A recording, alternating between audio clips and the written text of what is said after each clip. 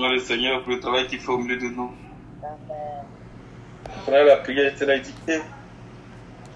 Là même là, on a déjà eu la main du jour. Amen. Amen. Alléluia. Je voudrais que nous puissions regarder ensemble quelques écritures pour nous encourager ce matin. Mais que ce soit des paroles qui viennent vraiment éveiller en nous une saine intelligence pour nous donner de nous préparer pour le retour du Seigneur. Amen. Vraiment que l'Église soit éveillée, que l'Église soit alerte. Amen. Pour comprendre vraiment ce qu'on nous enseigne à travers les temps et les saisons. Et comme la Bible dit, les enfants d'Issachar étaient ceux qui avaient la compréhension des temps et des saisons et qui étaient capables de dire à Israël ce qu'il fallait faire. Amen. C'est la nourriture que nous recevons, c'est le message d'un moment, mais c'est une certaine dispensation qui nous donne de comprendre les temps dans lesquels nous sommes. Parce que le Seigneur donne la nourriture du temps convenable aux gens de sa mère. Donc à un moment donné, il y a un message qui est donné, ça nous donne l'intelligence du temps dans lequel nous sommes. Amen. Il y a un lien très étroit entre le message que nous recevons pendant un moment et puis la compréhension des temps dans lesquels nous sommes. Alléluia. Et c'est le Saint-Esprit qui fait ce travail-là. Alors, je voudrais qu'on regarde un peu les signes des temps encore aujourd'hui à travers deux passages. Le premier passage, c'est dans Luc 21, verset 28 au verset 33. Et puis Actes chapitre 7, du verset 7 au verset 20. Alléluia.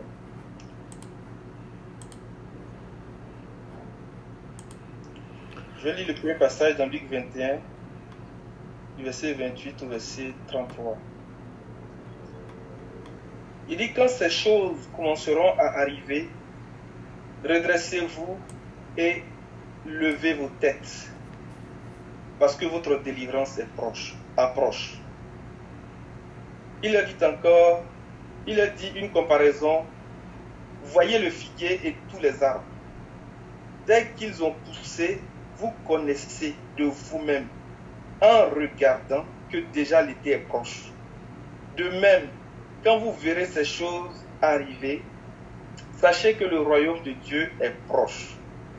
Je vous le dis en vérité, cette génération ne passera point que tout cela n'arrive.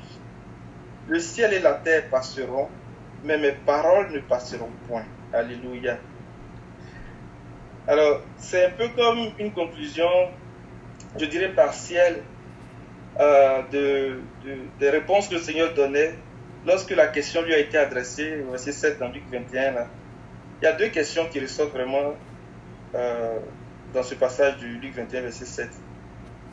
Il lui demandait, Maître, quand donc cela arrivera-t-il? Donc c'est la première question. Et à quel signe? Regardez bien quel signe. Il ne dit pas quels sont les signes. Il dit à quel signe. Il parle d'un signe ici. À quel signe connaîtra-t-on que ces choses vont arriver? Amen. Et donc le Seigneur il commence à répondre à ces questions-là. Et à partir du verset 28, il donne comme une conclusion partielle en lien avec les réponses qu'il a données par rapport aux deux questions qui lui ont été adressées dans le verset 7. Donc si on regarde bien le verset 28, quand ces choses commenceront à arriver, redressez-vous et levez vos têtes. Donc ça fait référence à un ensemble d'événements que le Seigneur a décrits pour leur donner la compréhension du moment, pour répondre à la question quand donc cela arrivera-t-il. Et l'autre partie, il dit parce que votre délivrance est proche. Parce que la délivrance qui approche là, c'est lui-même la délivrance. Alléluia, ça parle de lui-même. C'est pour ça que, à partir du verset 27 par là, il dit, on verra le Fils de l'homme venant sur une nuée avec puissance et une grande gloire. Donc ça parle du signe en question. Donc quand on prend ça et puis on revient à la question 7, Maître, quand donc cela arrivera-t-il? Donc le quand est en lien avec un ensemble d'événements qui vont se produire avant ce jour. Et à quel signe? Est en lien vraiment avec le signe du Fils de l'homme. Alléluia. Donc ce sont deux éléments, ce sont deux réponses que le Seigneur a données et pour lesquelles il fait une conclusion partielle à partir du verset 28. Mais avant d'aller regarder Actes chapitre 7 qu'on a donné aussi, une chose que nous devons nous garder à l'esprit lorsque nous commençons à réfléchir, bien à méditer sur les signes des temps, c'est de considérer vraiment le fait que c'est le ciel qui gouverne la terre. C'est vraiment important. Donc si nous avons la connaissance vraiment des signes du ciel, si nous avons la bonne interprétation des signes du ciel, alors nous pouvons comprendre vraiment les événements qui se passent sur la terre. Nous pouvons faire des liens vraiment, j'ai envie de dire, avec beaucoup de précision et puis beaucoup d'exactitude par rapport à tous les événements que nous voyons sur la terre. Amen. Donc avant d'aller lire Acte 7, on va lire Matthieu 16, du verset 1 au verset 4, mais dans la version français courant. Parce qu'il y a des thèmes bien précis parce que les gens lui adressent cette question aussi. Dans la version français courant, Matthieu 16, du verset 1 au verset 4. Matthieu 16, verset 1 au verset 4. Les pharisiens et les sadducéens s'approchaient de Jésus pour lui tendre un piège. Ils lui demandaient de leur montrer par un signe miraculeux qu'il venait de la part de Dieu. Amen. Quand on lit la version Louis II, cette expression ne ressort pas bien. Mais dans le verset 1 là, de Matthieu 16, là, c'est bien dit. Et j'aime beaucoup la traduction français courant. Parce qu'il lui demandait de leur montrer par un signe, pour faire le lien avec le signe du Fils de l'homme, un signe miraculeux qu'il venait de la part de Dieu. Vous dites que le Seigneur lui-même, il parlait du Seigneur lui-même. Alléluia. Quand on lit dans la version du second, ça ne ressort pas comme ça. Amen. Amen. Le Seigneur est le signe pour nous. C'est lui le signe. Alléluia. Le signe du Fils de l'homme, c'est lui. Amen.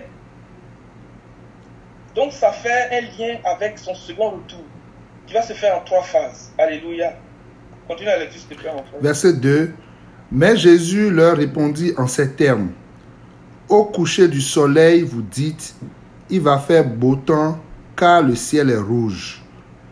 Et tôt le matin, vous dites, il va pleuvoir aujourd'hui, car le ciel est rouge sombre. Amen.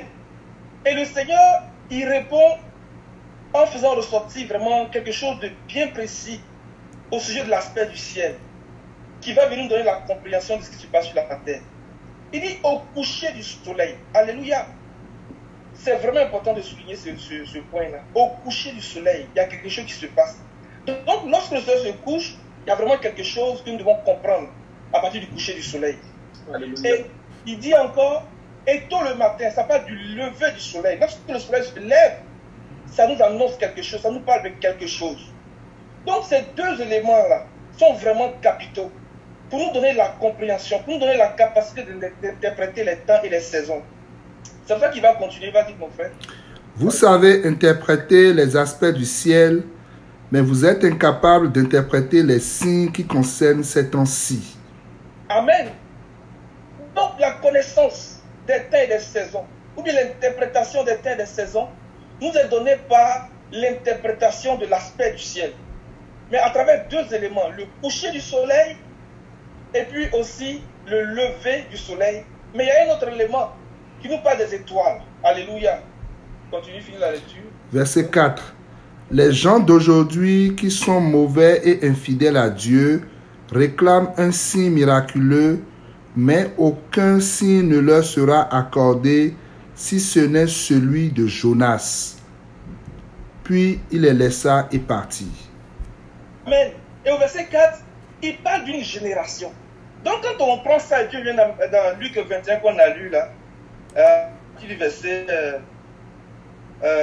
32, il dit, je vous le dis en vérité, cette génération ne passera point, que tout cela n'arrive. Mais de quelle génération il parle? Comment on peut identifier la génération? Donc ça aussi sont des éléments pour nous donner de comprendre les temps dans lesquels nous sommes. Et cette génération nous pose les questions, c'est ça qu'il dit au verset 4. Il dit, les gens d'aujourd'hui qui sont mauvais et infidèles à Dieu, ils réclament un signe miraculeux. Donc les gens aujourd'hui sont portés vers les signes miraculeux. Les gens aujourd'hui sont attirés par le sensationnel. Ils sont attirés par tout ce qui frappe les regards. Ils sont attirés par le wow, le spectacle. Il dit les gens d'aujourd'hui. Et ils ont la démangeaison d'entendre des choses agréables. Ils ne cherchent pas à connaître Dieu. Tout ce qu'ils veulent, c'est des miracles. S'ils sont quelque part et puis ils ne voient pas de miracles, ils ne voient pas de signes miraculeux, pour eux, Dieu n'est pas là. Il dit les gens d'aujourd'hui. C'est ça qui les caractérise. Et même dans lui, quelque part, il dit que à quoi allons-nous comparer cette génération? Ils sont comme des enfants, assis sur les places publiques et se parlant les uns aux autres, en disant nous avons joué de la flûte et vous n'avez pas dansé, nous avons entendu des chansons funèbres, vous n'avez pas pleuré. Mais c'est des gens qui ne font pas attention à l'œuvre de l'Éternel. C'est des gens qui sont échauffés par le vin. C'est des gens qui s'enivrent la nuit. Alléluia. C'est ça qui parle, c'est ce qui caractérise cette génération. Et il a dit, mais aucun signe ne leur sera accordé si ce n'est celui de Jonas. C'est le dernier signe. Alléluia. Mais derrière les signes, aujourd'hui, ce que je voudrais partager avec nous, c'est que nous comprenons que les signes sont des messages. Ce sont des messages. Alléluia. Et lorsque nous commençons à entendre un type de message, ça nous donne une indication précise des temps dans lesquels nous sommes. Amen. Amen. Amen. Avant d'aller encore, on va lire Genèse chapitre 1, verset 14. Pourquoi le Seigneur leur parle de l'aspect du ciel? Pour comprendre vraiment ce qui se passe sur la terre. Et comme nous l'avons dit, c'est le ciel qui gouverne la terre. Ce n'est pas l'inverse. C'est le ciel qui gouverne la terre. À travers les luminaires que le Seigneur a placés dans l'étendue du ciel. Alléluia. Et il faut que nous comprenions ces choses-là. Il faut que nous sachions les interpréter. Et il parle du coucher du soleil et du lever du soleil. Alléluia. Mais il parle aussi de l'aspect des étoiles. Donc il y a trois grands groupes de luminaires, ou bien il y a trois symboliques qui nous donnent vraiment la connaissance des temps et des saisons. Genèse chapitre 1, verset 14. Dieu dit qu'il y ait des luminaires dans l'étendue du ciel pour séparer le jour d'avec la nuit, que ce soit des signes pour marquer les époques, les jours et les années. Et qu'ils servent de luminaires dans l'étendue du ciel pour éclairer la terre. Et cela fut ainsi. Dieu fit les deux grands luminaires, le plus grand luminaire pour présider au jour et le plus petit luminaire pour présider à la nuit. Il fit aussi les étoiles. Dieu les plaça dans l'étendue du ciel pour éclairer la terre, pour présider au jour et à la nuit, et pour séparer la lumière d'avec les ténèbres. Dieu vit que cela était bon. Amen. Voici ce que le Seigneur a fait pour nous donner la compréhension des temps et des saisons. Amen. Amen. Il dit pour éclairer la terre, pour présider. Le éclairer la terre ici nous parle de la connaissance. Nous parle de l'intelligence des temps et des saisons. Nous parle de l'interprétation du discernement que nous avons à partir de l'aspect du ciel. Et lorsqu'il répond aux pharisiens, je le rappelle encore, dans Matthieu 16, il parle du coucher du soleil et du matin. Alléluia. Amen. C'est vraiment important. Et nous allons voir tout à l'heure le rôle des étoiles. Pourquoi considérer aussi l'aspect des étoiles est vraiment important. Donc allons-y dans le passage de Actes chapitre 7. Parce qu'à travers ce passage-là, nous allons aller chercher une image assez forte dans l'Ancien Testament. L'Ancien Testament est tellement riche en images, en symbolique. Et par la grâce du Seigneur, nous avons l'Évangile qui vient nous révéler ces images-là et qui nous projette dans les choses de la fin. Alléluia. À partir du verset 17, Acte 7, à partir du verset 17 jusqu'au verset 20. Acte 7, à partir du verset 17. Le temps approchait où devait s'accomplir la promesse que Dieu avait faite à Abraham, et le peuple s'accrut et se multiplia en Égypte, jusqu'à ce que... Amen. Regardez, il dit le temps approchait où devait s'accomplir la promesse. Donc il y a une promesse qui est comme au milieu, ou bien est comme un point focal, ou bien un élément sur lequel nous devons avoir les yeux fixés. Il dit le temps approchait où devait s'accomplir cette promesse-là. Alléluia. Quelle promesse? La promesse que Dieu a faite à Abraham. On va le voir tout à l'heure.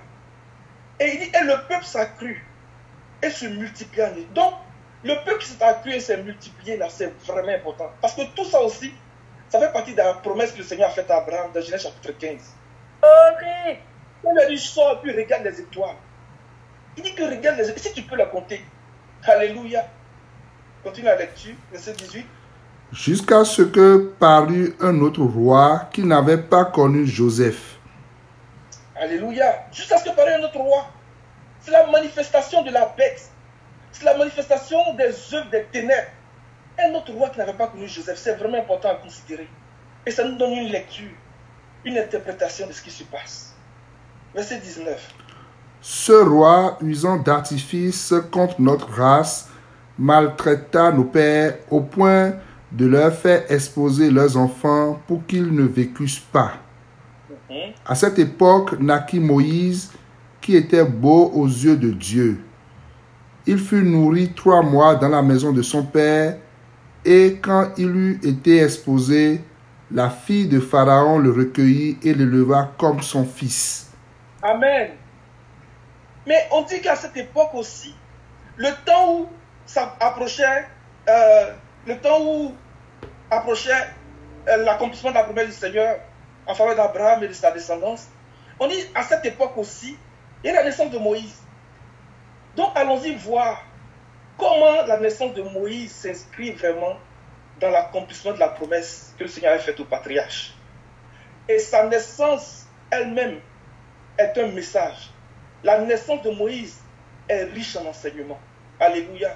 Parce que plus tard, c'est lui que le Seigneur va envoyer comme juge et libérateur avec l'ange pour faire sortir le peuple de l'Égypte. Amen. Amen. Chapitre 2. Pour voir la naissance de Moïse, parce qu'il y a des enseignements vraiment puissants à tirer dessus qui nous concernent aujourd'hui et qui rejoignent la plupart des messages que nous avons.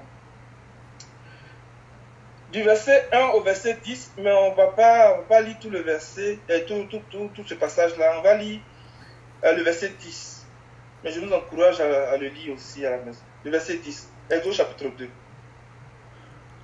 Quand il eut grandi, elle l'amena à la fille de Pharaon, et il fut pour elle comme un fils. Elle lui donna le nom de Moïse, car, dit-elle, je l'ai retiré des eaux. Alléluia. Donc, on l'appelle Moïse, parce que, dit-elle, je l'ai retiré des eaux. Ça nous parle de comment le Seigneur a fait sortir la terre des eaux. Alléluia. Et cette terre nous parle d'un peuple, d'un corps de personnes, que le Seigneur va venir se chercher du milieu des nations. Et la terre, il reprend ça. Et puis il rappelle les événements qui annoncent le retour du Seigneur dans 2 Pierre 3, le verset 5. On va lire le verset 1. Il dit, les gens disent, mais où est la promesse de son retour? Où est ceci, où est cela? Depuis que nos pères sont morts, les choses sont restées dans le même état. Mais ils veulent oublier qu'il y a un Moïse qui est né. Il y a une terre qui a été tirée des eaux. Alléluia. Ça parle d'un corps de peuple. Ça parle d'une nation que le Seigneur veut venir se chercher. 2 Pierre 3. 2 Pierre 3, verset 5. Il y a pas du verset 1, s'il te plaît. Pas du verset 1. Voici déjà, bien-aimés, la seconde lettre que je vous écris.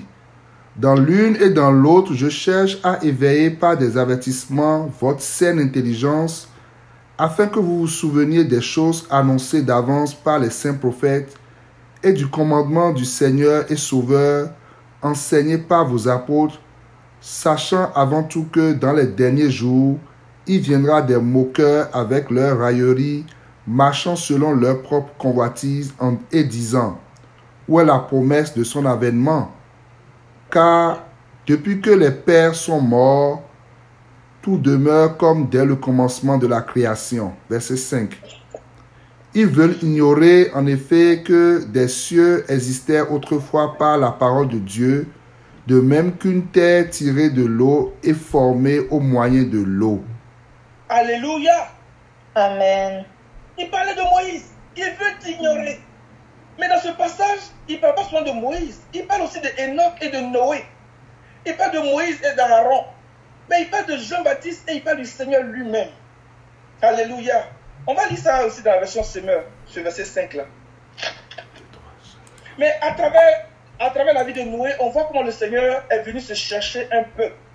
Il est venu se chercher un corps de personnes qui a été sauvé à travers l'arche, qui nous parle du corps. Alléluia.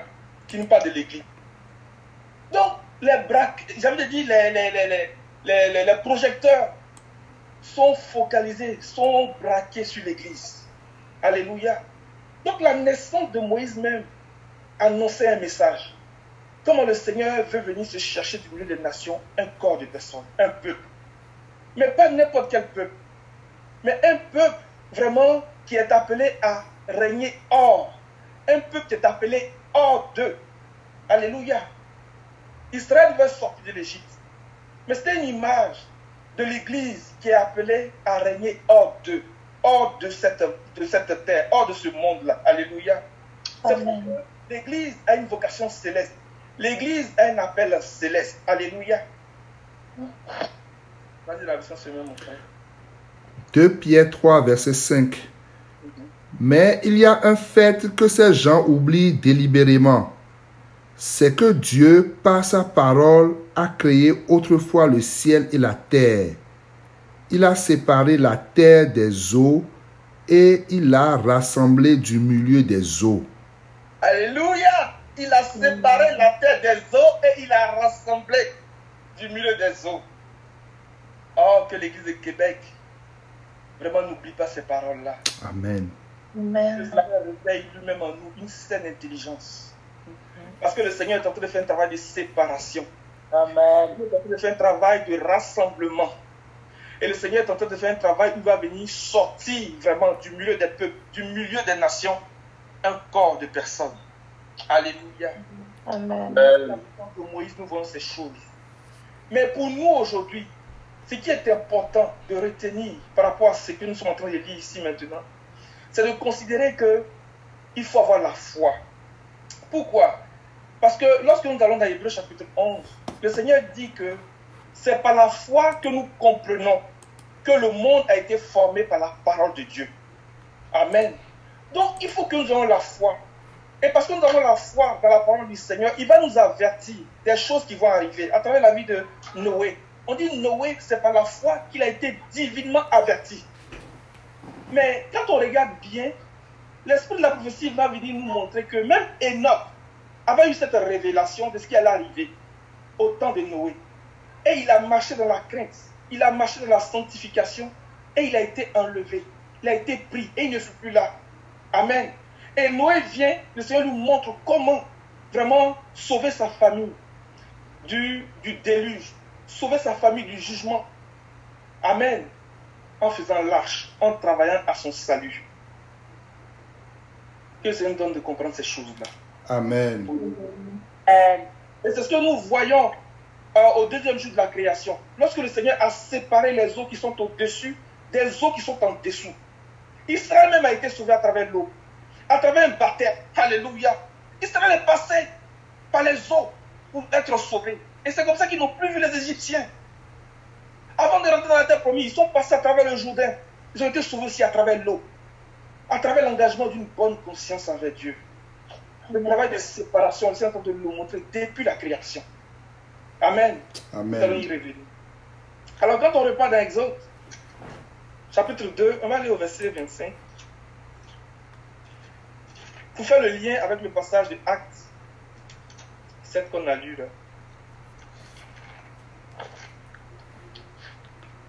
Exode 2, verset 25. On va lire verset 23. Longtemps après, le roi d'Égypte mourut et les enfants d'Israël gémissaient encore sous la servitude et poussaient des cris. Ces cris que leur arrachait la servitude montaient jusqu'à Dieu. Dieu entendit leurs gémissements et se souvint de son alliance avec Abraham, Isaac et Jacob. Verset 25. Dieu regarda les enfants d'Israël et il en eut compassion. Amen. Donc c'est ce que Étienne reprend. Dans un contexte comme ça, il dit le Seigneur s'est souvenu de son alliance avec Abraham, avec Isaac et avec Jacob. Les cris que leur arrachaient vraiment la rigueur de la servitude, la rigueur de l'esclavage. Aujourd'hui, là, celui qui domine sur l'humanité, le dominateur des peuples, ce n'est plus le roi d'Égypte, ce n'est plus Pharaon, mais c'est le péché. D'après Romains 3, verset 9. C'est lui qui domine sur l'humanité.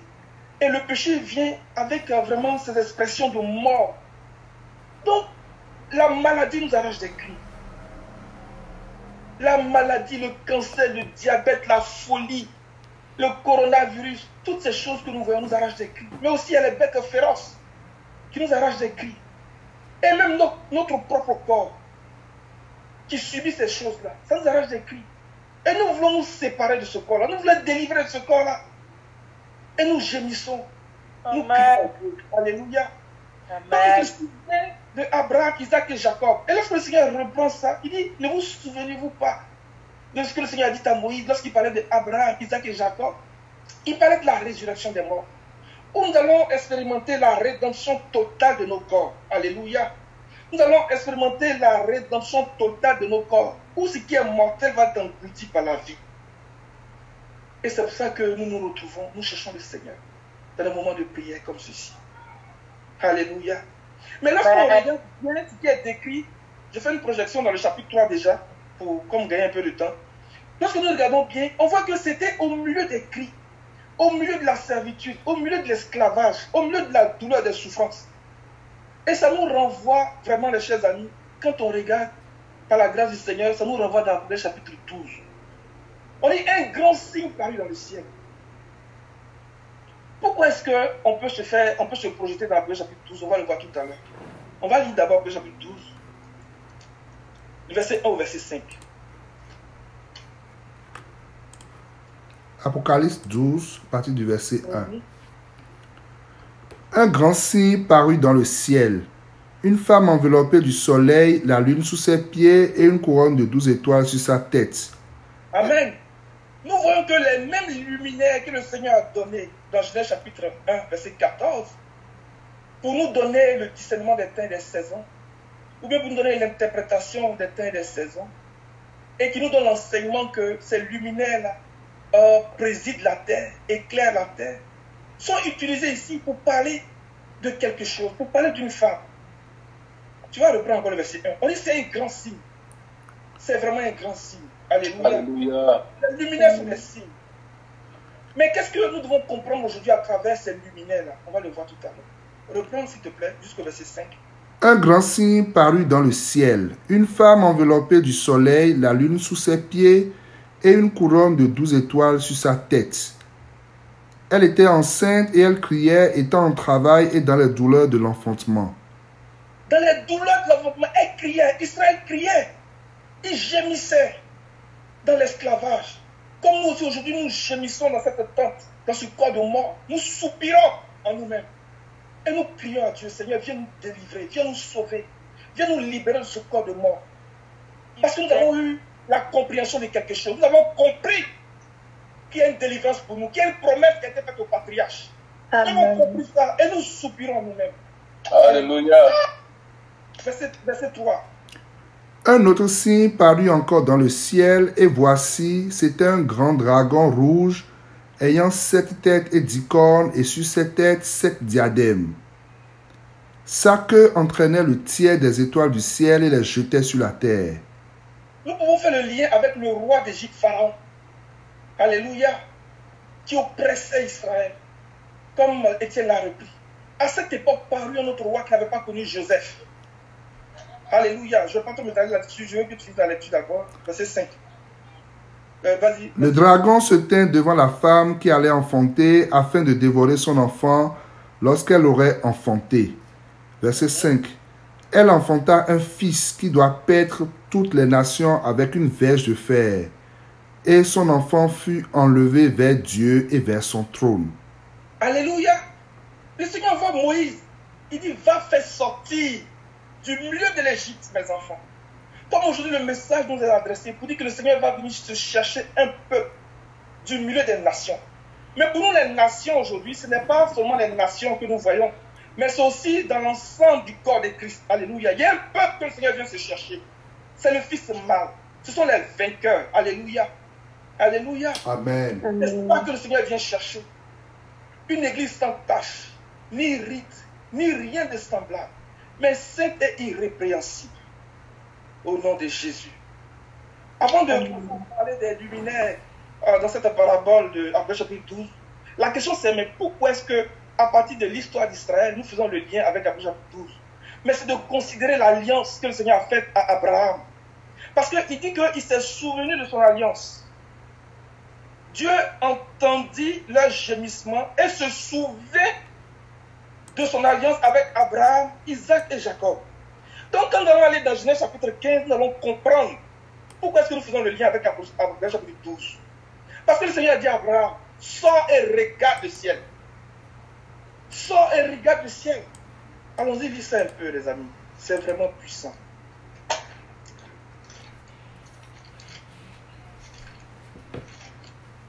Genèse chapitre 15. Je crois que nous commençons à connaître ce passage-là. Le Seigneur nous fait la grâce de le partager assez souvent.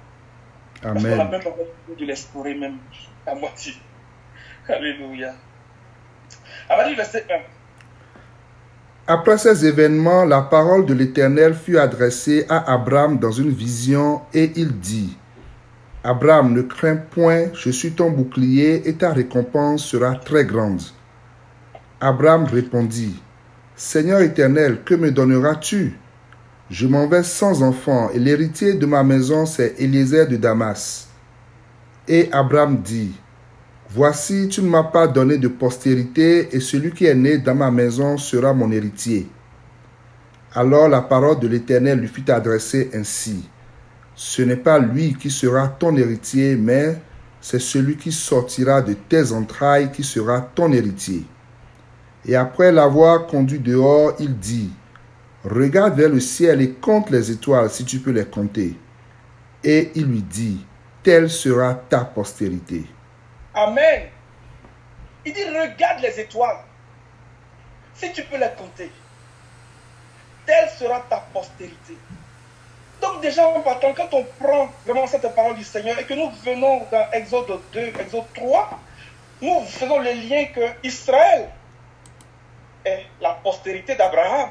On s'entend. Parce que la Bible dit que le Seigneur se souvient de son alliance en faveur d'Abraham, Isaac et Jacob. Et il descend maintenant pour délivrer Israël. Mais nous faisons aussi le lien que cette postérité-là aussi nous parle des étoiles. Alléluia. Et Étienne qui reprend ça, il dit que le peuple s'est accru et s'est multiplié.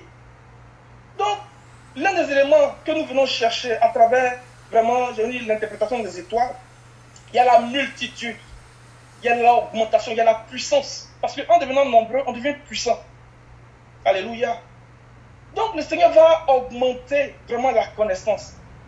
Donc la connaissance va augmenter. Là je pense à Daniel chapitre 12. Les étoiles nous parlent de la connaissance. Les étoiles nous parlent de la révélation de Christ. Alléluia. Les étoiles nous parlent de cette lumière qui va être grande. Alléluia. Mais les étoiles aussi nous parlent de comment le message du royaume va atteindre l'extrémité de la terre. Va se répandre. Parce que c'est ça qui va déterminer la fin. Par la connaissance, par la révélation du Seigneur. Et là, ce n'est pas fini. Avant du verset 6, on dit Abraham eut confiance en l'Éternel, qui le lui imputa à justice. On va lire à partir du verset 7, mais dans la version française courante. Là, on va aller chercher la lune, on va chercher la lune et le soleil. Alléluia. Pour faire les liens avec les événements. Au nom de Jésus. Genèse 15, verset 7. Ouais. Il lui dit, « Je suis le Seigneur qui t'a fait sortir d'Our en Chaldée pour te donner en propriété ce pays où tu es. » Seigneur Dieu demanda à Abraham, « Comment pourrais-je être sûr que je le posséderai? » Le Seigneur lui dit, « Amène-moi une génisse, une chèvre et un bélier de 3 ans chacun, une tourterelle et un pigeon. » Abraham amena ces animaux. Il les partageant par le milieu à l'exception des oiseaux et plaça chaque moitié vis-à-vis de l'autre. Des vautours s'abattirent sur les cadavres, mais Abraham les chassa. Amen. Le Seigneur est en train de montrer déjà que ce n'est pas le sacrifice. Ce n'est pas le sacrifice que Abraham va posséder ce pays. Il est en train de montrer aussi que ce n'est pas le sacrifice qui va délivrer sa postérité. Là, je m'avance par rapport à la suite du passage. Je vais te laisser finir quand même. Vas-y. Verset 12. Au coucher du soleil, Abraham tomba dans un profond sommeil. Amen. Au coucher du soleil. Souvenons-nous de la réponse qu'il a donnée aux pharisiens et aux sadducéens. Il a dit que au coucher du soleil, vous dites, et au lever du soleil, vous dites. Mais qu'est-ce que ça implique pour nous, le coucher du soleil? Finis le verset 12, le verset 13, et puis on va faire le lien avec le psaume 104, verset 19. Dans la version française courante aussi. Vas-y. Le Seigneur lui dit, au verset 12, « Au coucher du soleil, Abraham tomba dans un profond sommeil, une grande et sombre terreur s'empara de lui. » Verset 13, le Seigneur lui dit, « Sache bien que tes descendants séjourneront dans un pays étranger. Ils y seront esclaves et on les opprimera pendant 400 ans. » Le psaume 104, verset 19, dans la version française courante encore.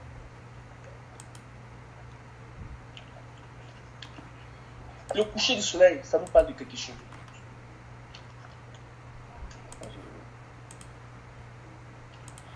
Psaume 104, verset 19. Tu as fait la lune pour fixer les dates et le soleil qui sait l'heure de son coucher. Verset 20. Tu envoies l'obscurité, voici la nuit, l'heure où s'animent les bêtes des forêts. Alléluia. Donc, verset 12 dit au coucher du soleil. Le psaume 104, verset 19 et verset 20 sont tentés de nous révéler des choses assez puissantes. Donc, au coucher du soleil, nous avons la lune qui est là, qui vient comme un témoin, mais qui est en train de nous dire que c'est la nuit. Mais cette nuit est caractérisée par les bêtes féroces, est caractérisée par les puissances occultes, est caractérisée par le faux prophète, par l'esprit du dragon. On va reprendre encore le psaume 104, verset 19, verset 20.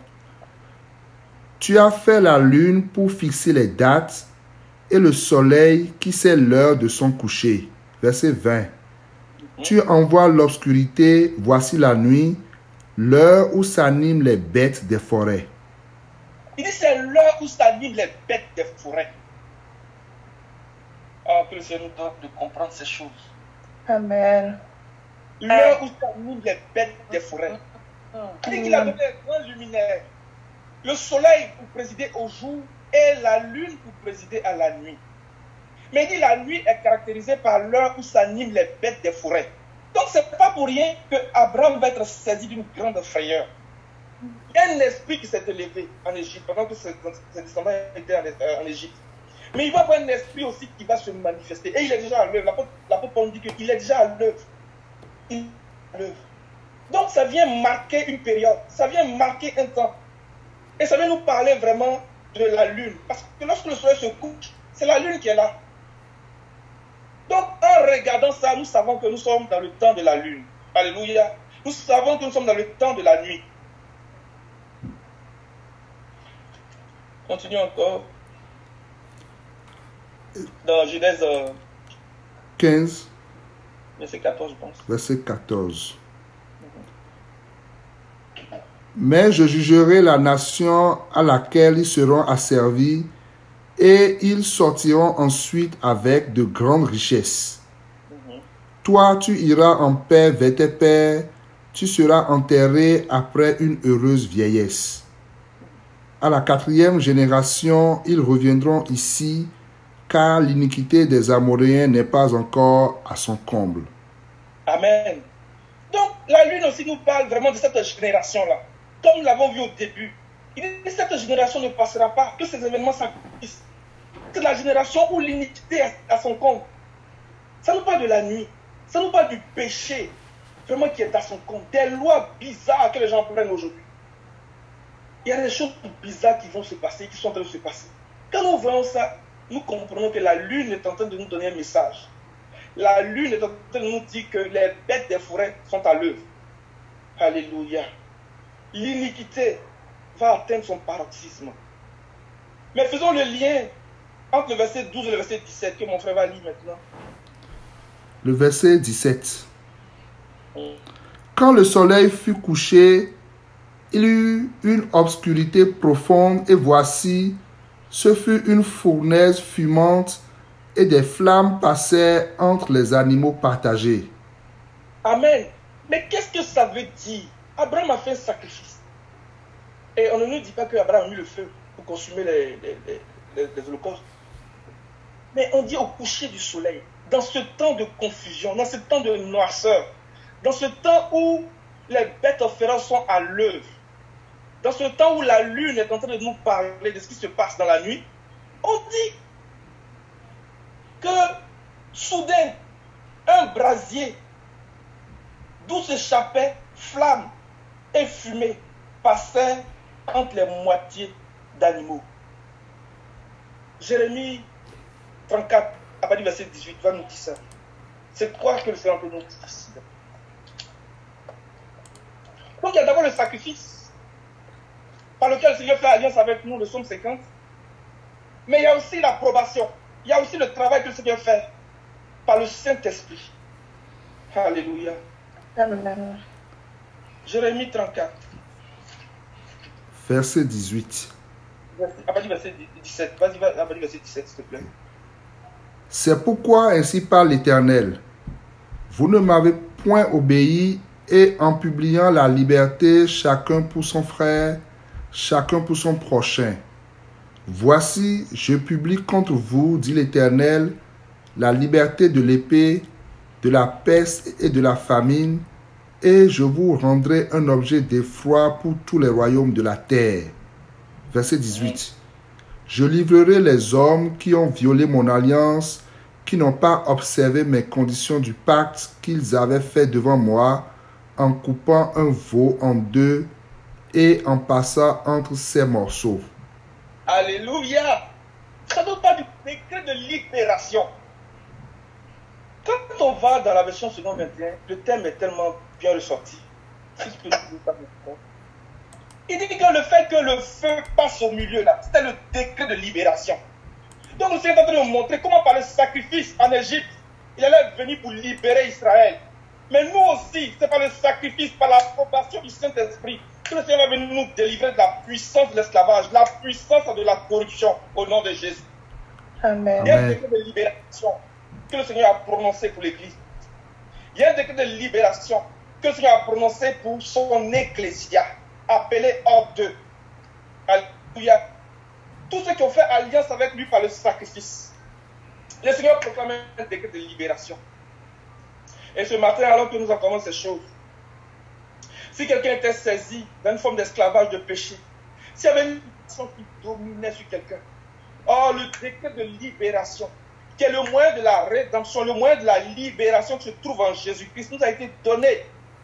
Nous a été donné. Nous avons été justifiés par le moyen de la libération qui se trouve en Jésus-Christ. Que le Seigneur donne de comprendre ces choses. Amen.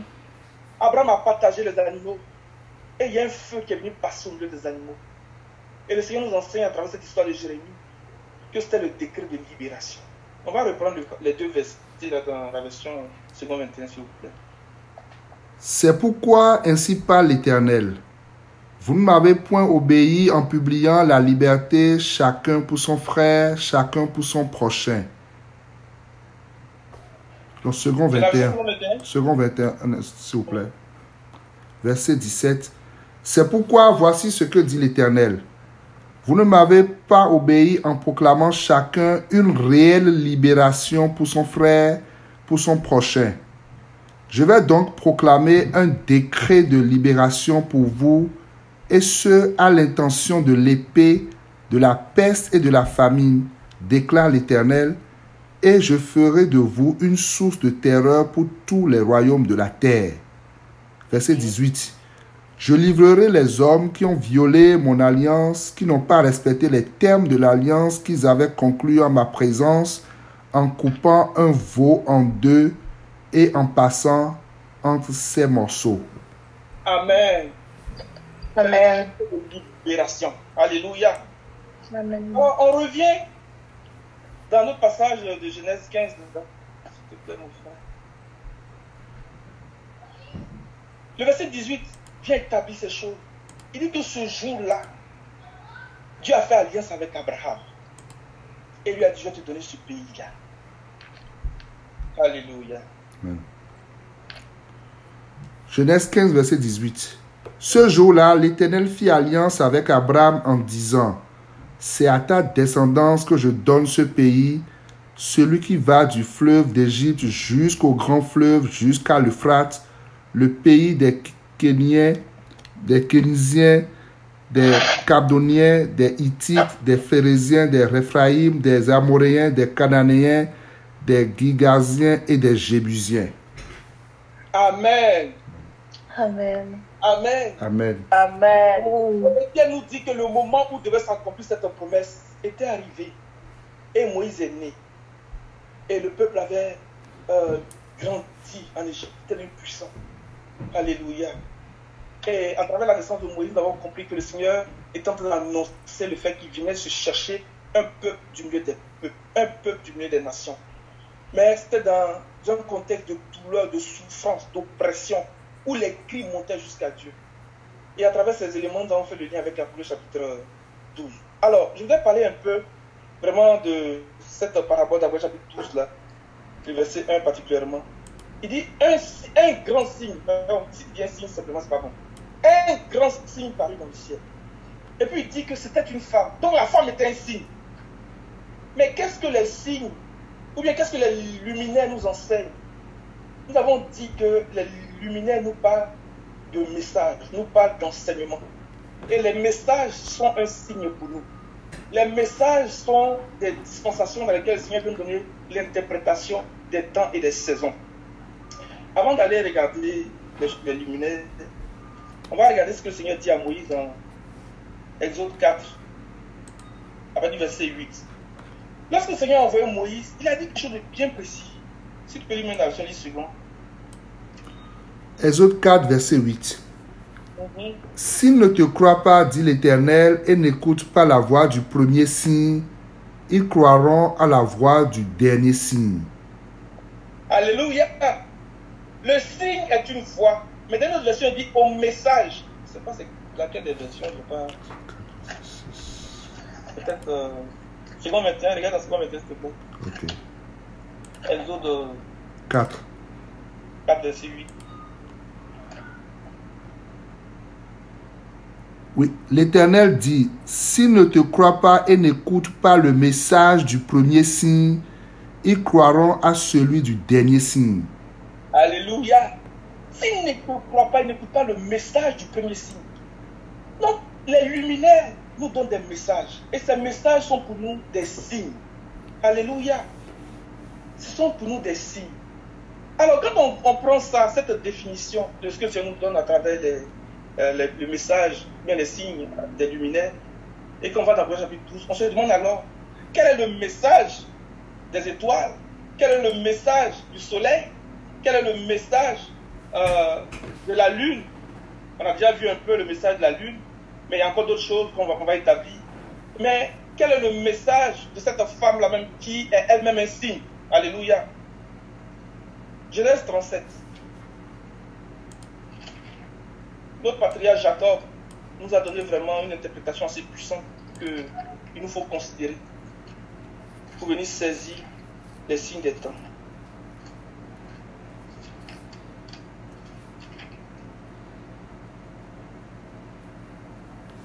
À partir du verset 1, s'il te plaît.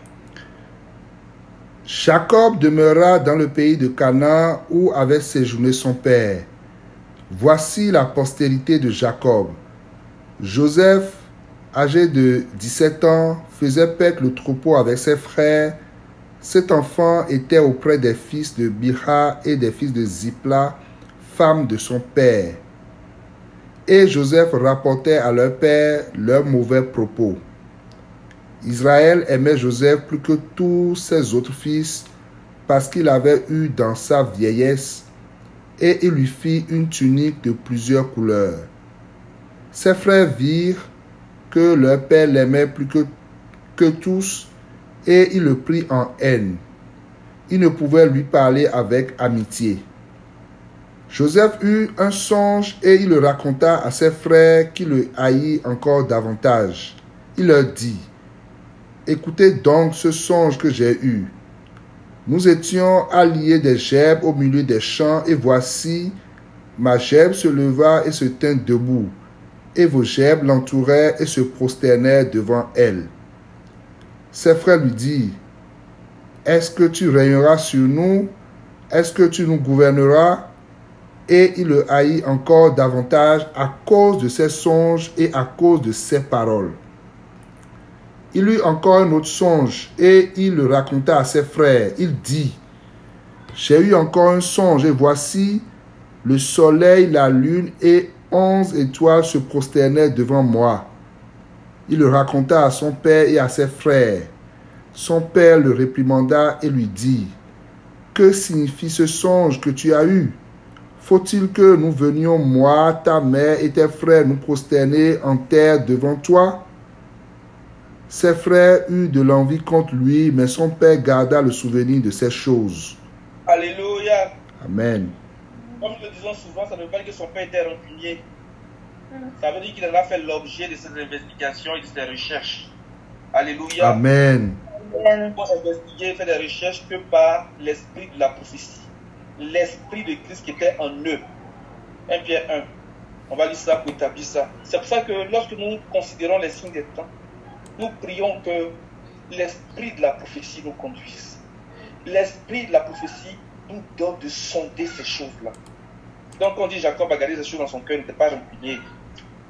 Il en a fait l'objet de ses investigations, l'objet de ses recherches. Il a voulu sonder ces choses et puis les comprendre par l'esprit de Christ. Alléluia. Amen. Parce que ça annonçait un message. C'est ça en fait. Ça annonce un grand message. Si tu es rancunier, tu vas passer à côté de quelque chose. Tu ne vas pas comprendre ce que tu es en train de faire. Ce n'est pas de la rancune. Et nous devons avoir l'esprit de la prophétie. 1 Pierre 1, à partir du verset 10. Mhm. Les prophètes qui ont prophétisé touchant la grâce qui vous était réservée ont fait de ce salut l'objet de leurs recherches et de leurs investigations, voulant sonder l'époque et les circonstances marquées par l'Esprit de Christ qui était en eux et qui attestait d'avance les souffrances de Christ et la gloire dont elles se seraient suivies. Amen. Le verset 11 fait ressortir très clairement Genèse chapitre 1, verset 14. Voulant sonder les époques et les circonstances marquées. Donc il a donné les luminaires vraiment pour présider au jour et à la nuit, pour marquer les années, pour marquer les époques, pour marquer les jours. Alléluia. Donc voulons sonder les époques marquées par l'Esprit de Christ. Alléluia. Qui était en eux. Et cet esprit-là, c'est l'esprit de la prophétie. Amen. Amen. C'est l'esprit de la prophétie. Donc Jacob, c'est par l'esprit de la prophétie qu'il est en train de sonder ces choses. Mais déjà, il nous donne des éléments de compréhension. Verset 10. Il le raconta à son père et à ses frères. Son père le réprimanda et lui dit, que signifie ce songe que tu as eu? Faut-il que nous venions, moi, ta mère et tes frères, nous prosterner en terre devant toi? Alors, l'une des clés pour nous permettre de comprendre vraiment cette explication que Jacob donne ici, c'est de considérer ce qu'il dit par rapport à la mère de Joseph. Au moment où il parlait ici, là, elle était déjà morte. Rachel était déjà morte. Mais pourquoi il parle d'elle ici? Quand on sait que le Seigneur n'est pas le Dieu des morts, mais le Dieu des vivants. Alléluia. C'est vraiment important de comprendre ça pour ouvrir notre compréhension aussi sur les signes que nous enseigne vraiment la métaphore de Apocalypse chapitre 12. Alors, c'est de considérer ce que représente Rachel. Alléluia. Amen. Donc, Rachel ici, c'est pour un but, parce qu'elle était déjà morte. Au moment où on était ici, là, elle était déjà morte. Alors, c'est de considérer vraiment ce que représente Rachel. Alors, on est dans Genèse 24, verset 60.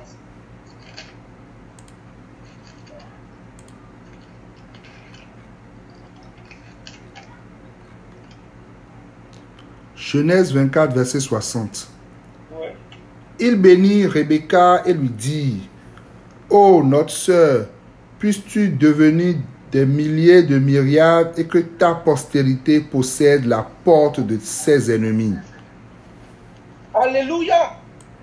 Il dit Rachel là, il a parlé d'un corps de personnes. Il faut relire encore, pardon. Si tu peux même lire dans notre version, version 21, par exemple. Genèse 24. Je vais lire dans notre version.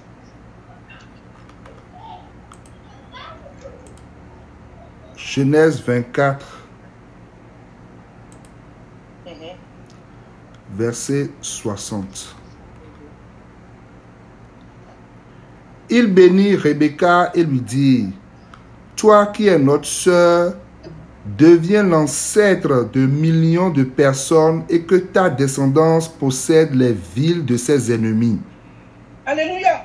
Donc, Il dit Rachel devient l'ancêtre de millions de personnes. Alléluia. C'est ça, Rachel. Ça nous parle de la lune.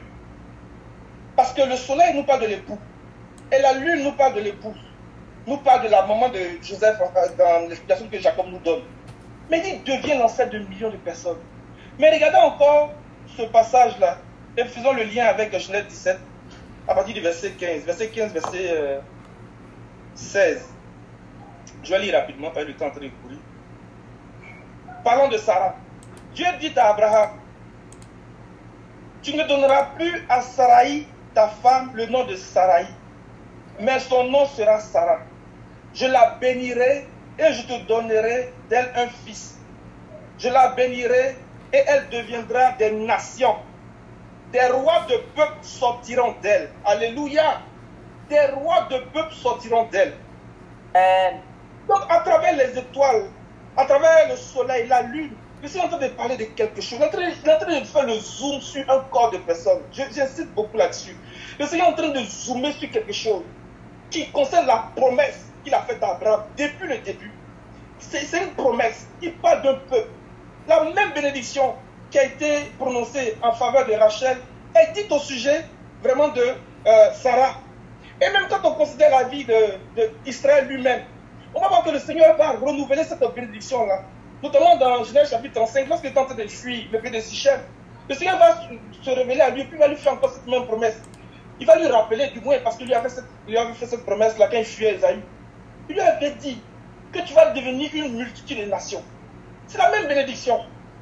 C'est la même promesse. Donc, le message que nous renvoie ces éléments-là, ça nous montre, ça nous met le focus vraiment sur un corps de personnes. Il dit de toi sortira des nations, un peuple de rois. Un peuple de rois.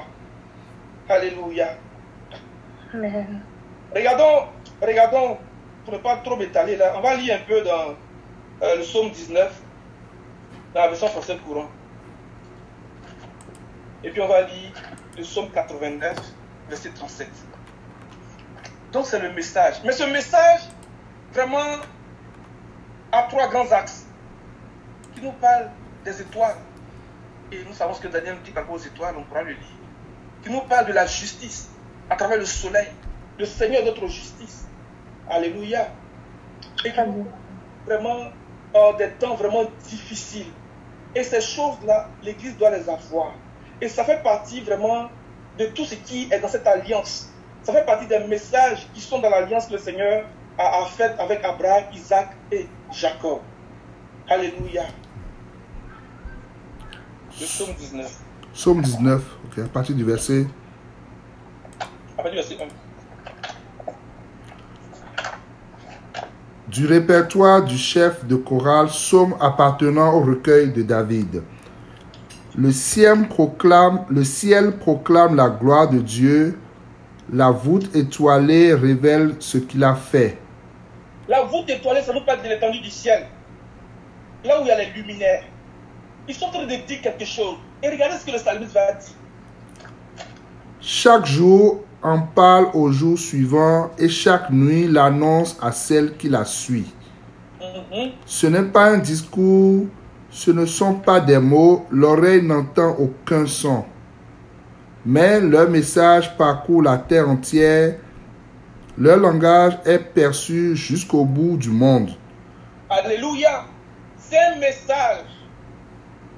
Le soleil, la lune et les étoiles nous parlent d'un message qui concerne vraiment une postérité, qui concerne le trône de Dieu.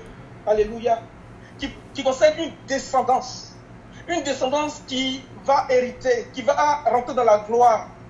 Une descendance qui va être enlevée vers Dieu et vers son trône. Amen. Amen. Amen. Dieu a dressé dans le ciel une tente pour le soleil.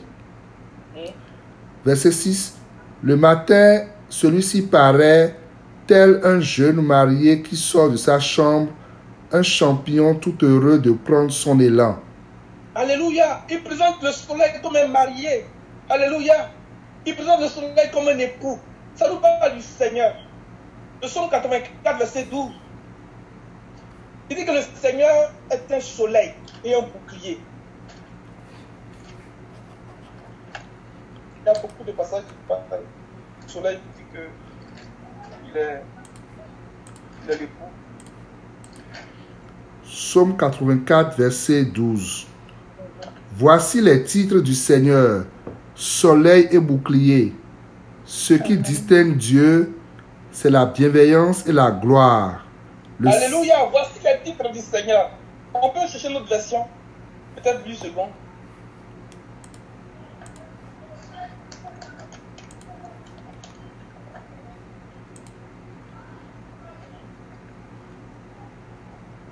Car l'Éternel Dieu est un soleil et un bouclier. L'Éternel donne la grâce et la gloire. Il ne refuse aucun bien à ceux qui marchent dans l'intégrité. Alléluia. Alléluia. Amen. Il parle du Seigneur. Que le Seigneur nous aide à comprendre ces choses-là. Amen. Vraiment. Je vais continuer la lecture dans le psaume 19, verset 7. Il sort à une extrémité du ciel.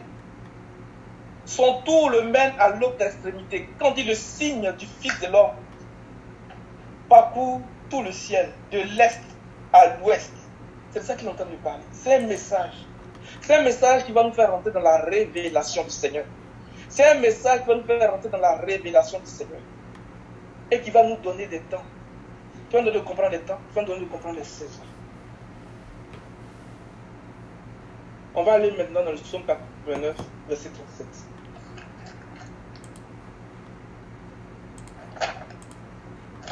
Psaume 89, verset 37. On prend la version française courante d'abord, puis on prend une autre version. Psaume 89, verset 37. Sa descendance continuera toujours, j'y veillerai. Sa dynastie se maintiendra aussi longtemps que le soleil. Vas-y, 38. Tant que la lune sera là, fidèle témoin derrière les nuages. Tant que la lune sera là, la lune est comme un témoin, il était là. Quand le Seigneur fait alliance avec Abraham. Et je crois dans Jérémie, je sais pas, 31, verset 35, il dit que tant que la lune, tant que le soleil, la lune et les étoiles existeront, il dit que la nation d'Israël continuera aussi d'exister devant lui.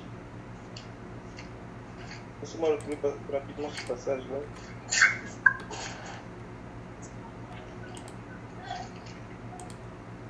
Jérémie 31, verset 35. Ainsi parle l'Éternel, qui a fait le soleil pour éclairer le jour, qui a destiné la lune et les étoiles pour éclairer la nuit,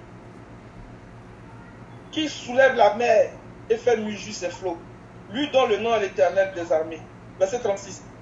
Si ces lois viennent à cesser devant moi, dit l'Éternel, la race d'Israël aussi cessera pour toujours d'être une nation devant moi. Il y a un message qui nous amène à nous focaliser sur une promesse. La promesse parle d'une postérité. Lorsqu'on 37, on dit voici la postérité de Jacob. Jacob a eu 12 fils. Et puis on nous dit voici le enfant de Joseph seul. Mais il ne s'agit pas de plusieurs. Mais il s'agit d'une seule, c'est-à-dire à Christ. Il s'agit d'une seule, c'est-à-dire à Christ. Ce n'est pas de beaucoup, c'est une seule postérité. Et nous aussi, comme Isaac, comme Christ, nous sommes les enfants de la promesse.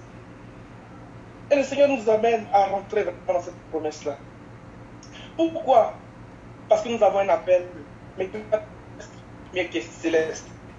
Amen. Amen. Dans Exode 3, on revient encore pour considérer vraiment ce que le Seigneur est en train de dire à Moïse. On va aller un peu plus rapidement. Et puis on fait une prière. On va dire verset. L'Éternel dit, j'ai vu la souffrance de mon peuple qui est en Égypte. J'ai entendu les cris que lui font pousser ses oppresseurs, car je connais ses douleurs.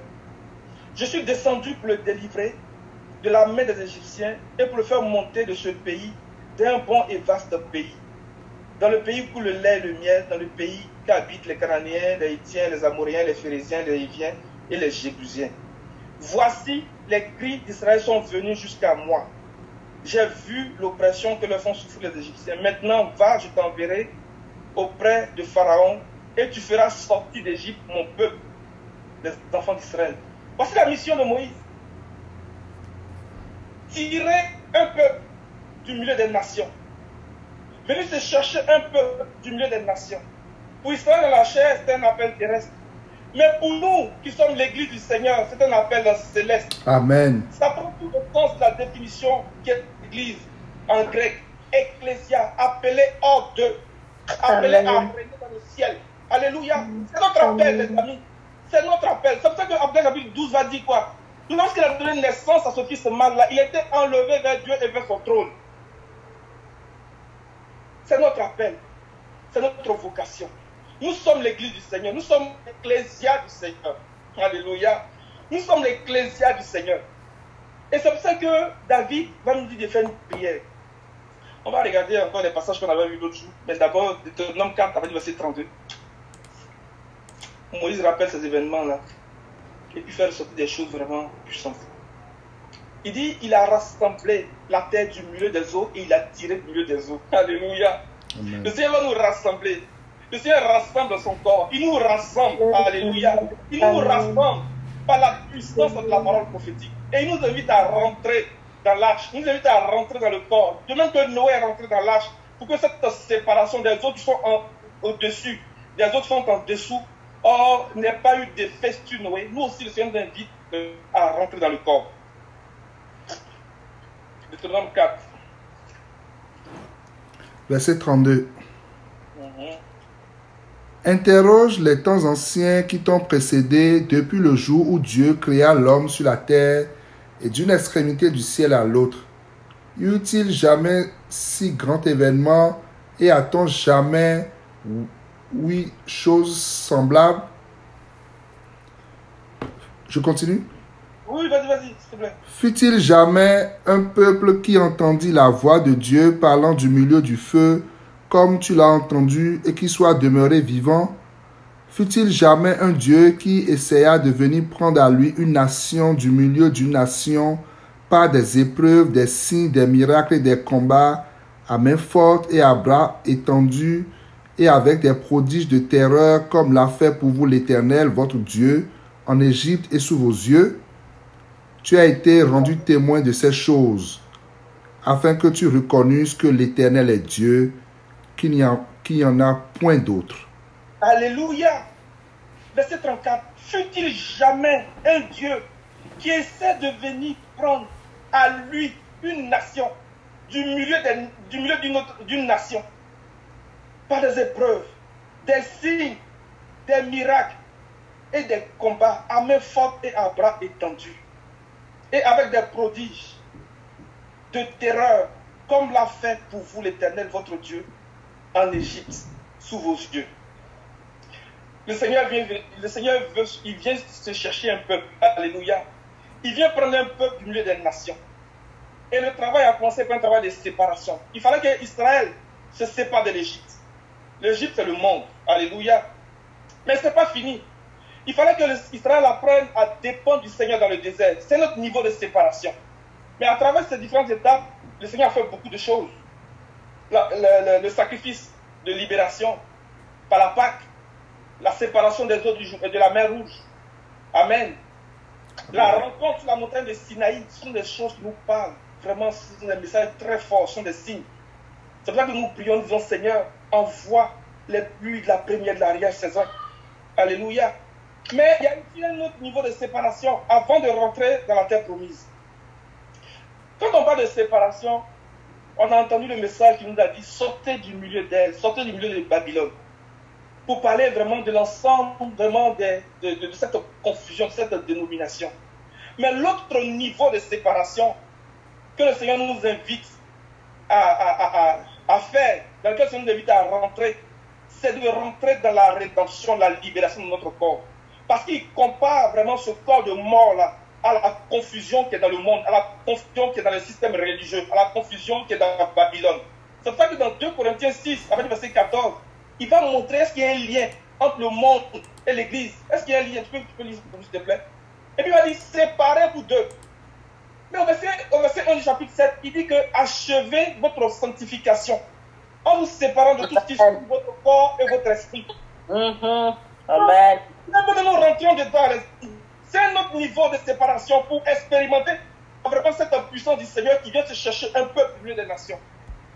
Ça nous montre une gradation. On a compris que Babylone, c'est la confusion, c'est le système religieux du confus. Et même quand on regarde bien, là, dans le désert, on a vu qu'à un moment donné, Moïse s'est mis à l'écart, dans Exode 32. Et puis il a dit, qui sont ceux qui sont pour l'Éternel, qui viennent à mes côtés? Moïse est en train de montrer comment il s'est séparé du désordre qui était dans le camp. Comment il s'est séparé du désordre qui était dans l'église. Et c'est pour ça que le Seigneur lui-même, il va souffrir hors de la ville, hors du camp. Alléluia. Pour achever la sanctification. Et le Seigneur nous invite à rentrer dedans. Séparons-nous des nations. Séparons-nous vraiment de la confusion. Séparons-nous des systèmes religieux, vraiment, j'ai envie de dire, dans le désordre, au nom de Jésus. Amen. Et achevons notre sanctification. Parce que le Seigneur veut venir se chercher un peuple. Et donc, David, il comprend ces choses et il nous invite à faire une prière. Mais lorsque nous regardons la prière, nous voyons que c'est le nom même du Messie. C'est le nom même du Mashiach qu'il est en train de dire. 1 Chronique 16. À partir du verset 35.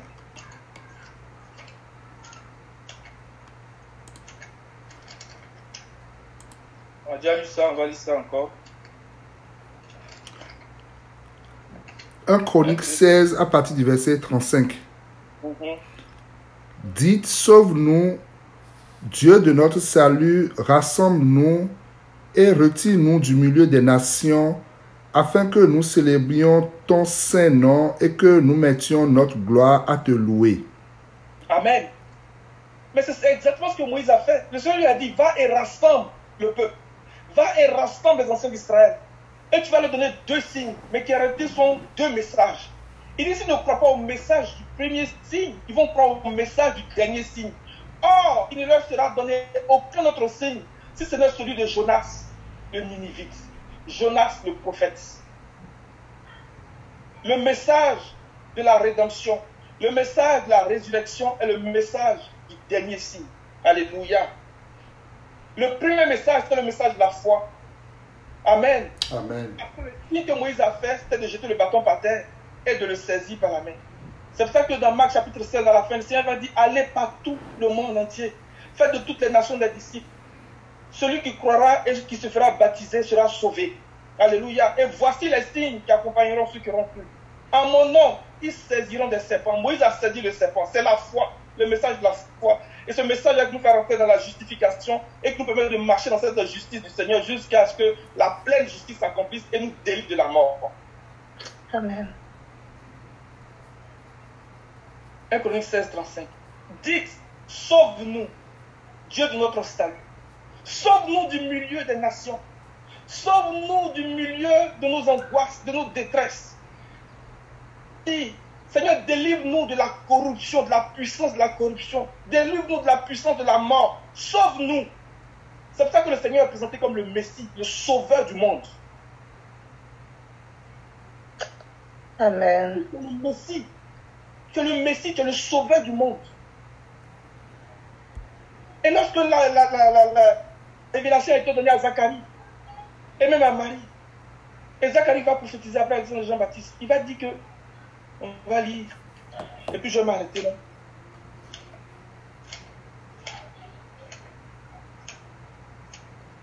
Le Seigneur revient bientôt, les amis. Luc 1. Il y a 13 heures. On passe vite, hein. Avant le verset 67, je pense.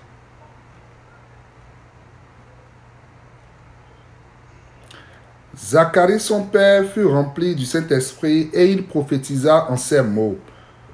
Béni soit le Seigneur, le Dieu d'Israël, de ce qu'il a visité, racheté son peuple et nous a suscité un puissant sauveur dans la maison de David, son serviteur, comme il avait annoncé par la bouche de ses saints prophètes des temps anciens, un sauveur qui nous délivre de nos ennemis et de la main de tous ceux qui nous haïssent. Alléluia. Alléluia. Amen. Mais comment le sauveur est venu? Il est venu comme la lumière du matin. Il est venu comme l'étoile brillante du matin. Il est venu comme le soleil levant. Alléluia.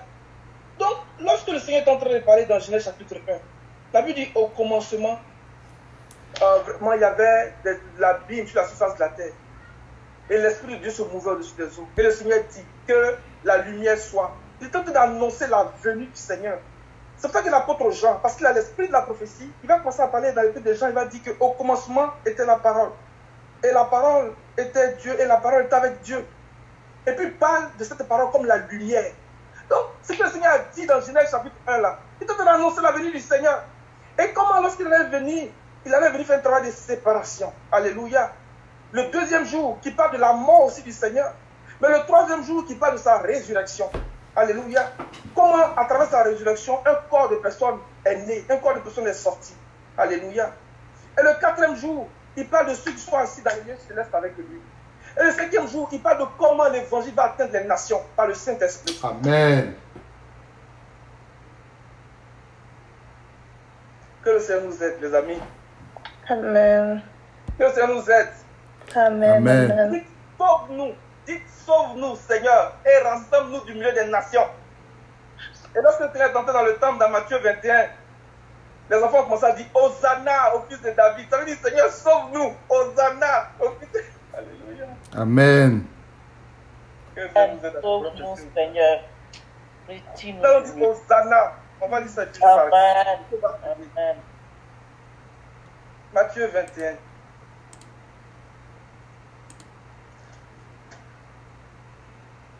À partir du verset 5. Dites à la fille de Sion, voici ton roi vient à toi, plein de douceur et monté sur un âne, sur un ânon le petit d'une ânesse. Les disciples allèrent et firent ce que Jésus leur avait ordonné. Ils amenèrent l'ânesse et l'ânon, mirent sur eux leurs vêtements et le firent asseoir dessus. La plupart des gens de la foule étendirent leurs vêtements sur le chemin, d'autres coupèrent des branches d'arbres et en jonchaient la route. Ceux qui précédaient et ceux qui suivaient Jésus criaient « Hosanna au fils de David, béni soit celui qui vient au nom du Seigneur, Hosanna dans les lieux très hauts. » Alléluia. Amen. Est-ce que nous pouvons dire ça ce matin? Ceux qui précédaient et ceux qui suivaient criaient Hosanna au fils de David, béni soit celui qui vient au nom du Seigneur. Hosanna dans les lieux très hauts. Hosanna, sauve-nous. Dites sauve-nous, Seigneur. Rassemble-nous du milieu des nations. Retire-nous des eaux au nom de Jésus. Retire-nous des eaux. Retire-nous des eaux. Retire-nous des eaux. Rassemble-nous et retire-nous du milieu des eaux au nom de Jésus. Sauve-nous, Seigneur. Que le Seigneur nous bénisse. Amen. Amen. Que le Seigneur nous bénisse.